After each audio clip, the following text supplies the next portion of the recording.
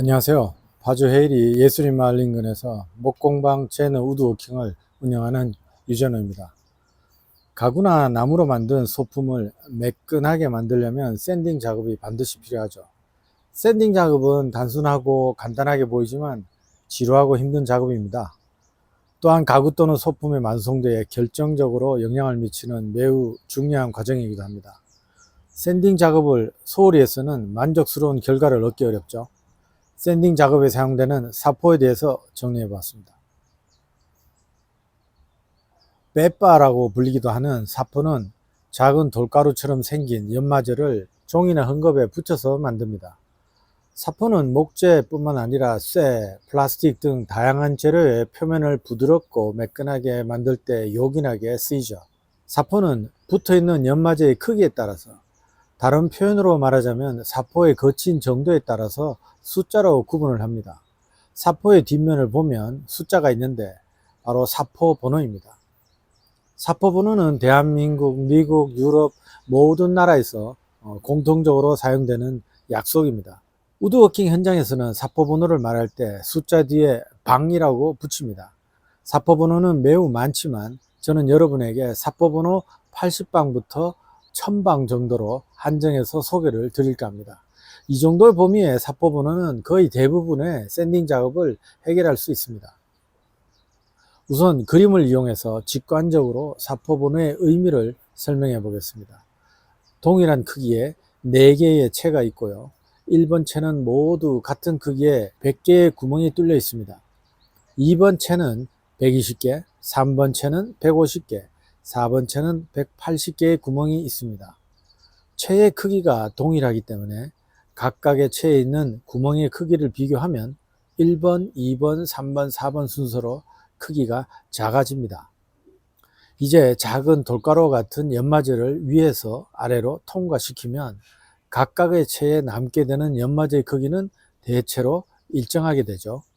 1번 채를 통과했지만 2번 채를 통과하지 못한 연마제를 종이나 헝겊에 붙인 뒤 사포 100방이라 생각해 보죠. 그리고 2번 채를 통과하고 3번 채를 통과하지 못하고 남은 연마제를 종이나 헝겊에 붙인 뒤 사포 120방, 그리고 3번 채를 통과하고 4번 채 남은 연마제를 사포 150방이라고 생각해 보자고요. 이때 사포 100방에 붙어 있는 연마제의 크기는 사포 150방보다 큽니다.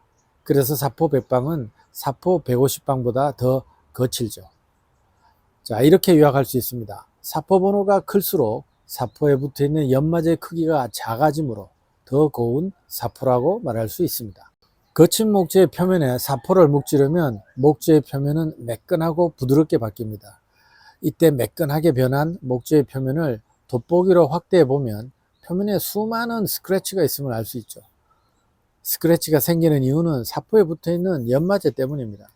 사포 100방은 사포 150방보다 더 굵고 더 큰 연마제가 붙어 있기 때문에 사포 100방이 만들어낸 스크래치는 사포 150방이 만든 스크래치보다 더 깊고 굵습니다.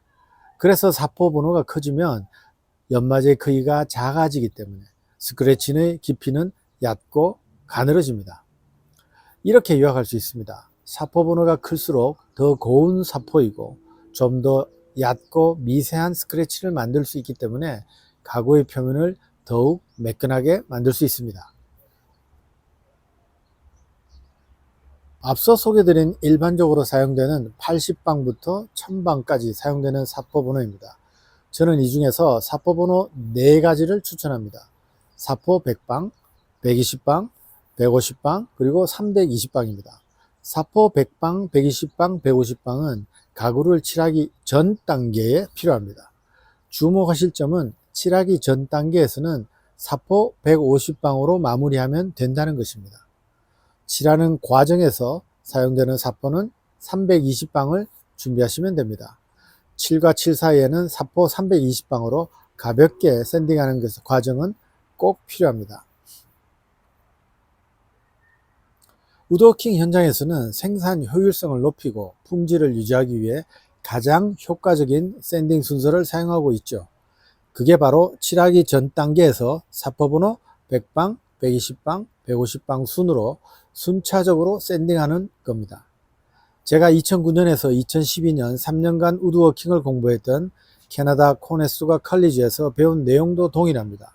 또한 졸업 후 10년간 경험했던 캐나다 우드워킹 현장에서도 샌딩 순서는 동일했습니다.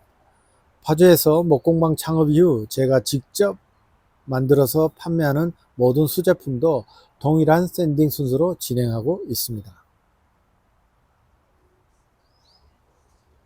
샌딩을 순차적으로 100방, 120방, 150방으로 진행하면 효과적입니다.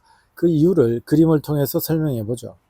먼저 사포 100방으로 목재의 표면을 문지르면 깊고 굵은 스크래치를 만들 수 있습니다. 그림 1번입니다. 이제 사포 120방으로 문지릅니다. 사포 100방이 만들어낸 깊은 스크래치는 높이가 깎이게 되어 골짜기의 깊이는 좀 더 얕아질 겁니다.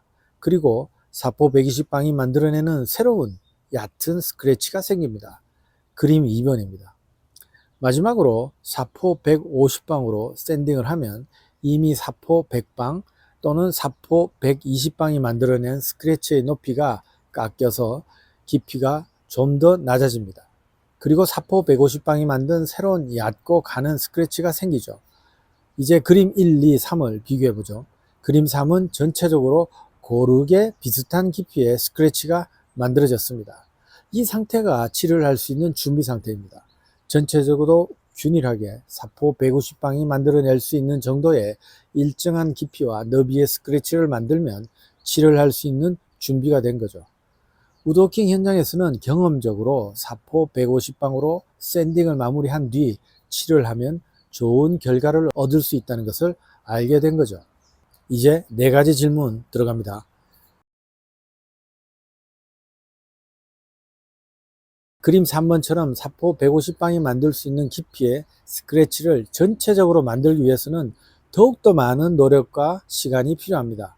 순차적으로 100방, 120방, 150방으로 샌딩하는 방법이 훨씬 효과적입니다.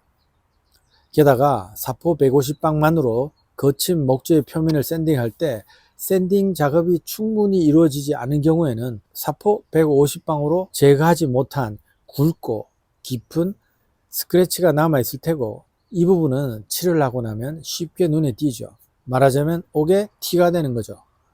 순차적으로 샌딩하는 방법은 샌딩 시간도 줄여주고 힘도 덜 들고 더 좋은 샌딩 결과를 기대할 수 있습니다.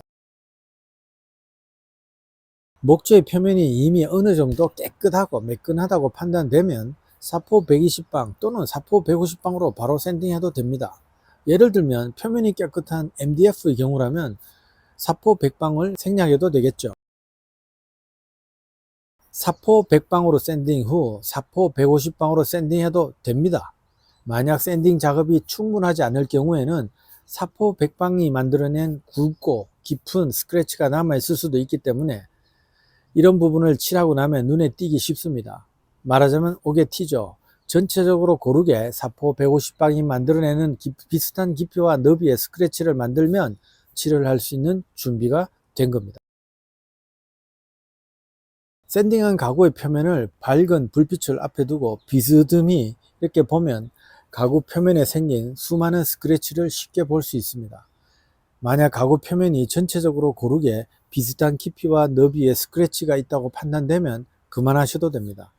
만약 부족한 부분이 있으면 쉽게 눈에 띌 테고, 그 부분을 좀 더 샌딩한 뒤에 다시 불빛으로 확인을 해보고 마무리할 시점을 판단하시면 되겠죠. 전혀 문제될 게 없습니다. 더욱 곱고 매끈한 가구 표면을 만드는 거니까요. 이제 사포번호에 대해서 요약해 보겠습니다. 첫째, 사포번호가 클수록 곱고 미세한 스크래치를 만든다. 2번, 칠하기 전 단계에서는 사포 100방, 120방, 150방이 필요하다. 3번, 칠하기 전 단계에서 사포 150방으로 마무리 샌딩을 한다. 4번, 칠하는 과정에서는 사포 320방이 필요하다. 내용이 마음에 드셨다면 구독과 좋아요 부탁드립니다. 다음의 영상의 주제는 샌딩입니다. 감사합니다.